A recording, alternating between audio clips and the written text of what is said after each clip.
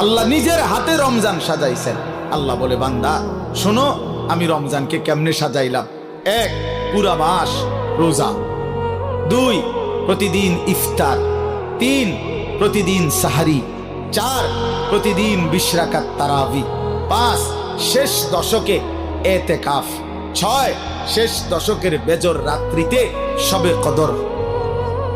এরপরে 7, একটা নফল একটা ফরজের সমান। 8, একটা ফরজ 70টা ফরজের সমান। 9, প্রথম দশক রহমত।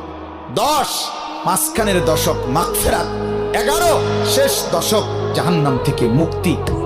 আল্লাহ বলেন, জান্নাতের দরজা খুলে দিলাম, জাহান্নামের দরজা বন্ধ করে দিলাম, সমস্ত শয়তানগুলোকে শেকলে বন্দী করে দিলাম, চারিদিক দিয়া গোলাইয়া সব গুছাইয়া বান্দা রাস্তা কেবল একটাই খোলা, দরজা কেবল একটাই খোলা।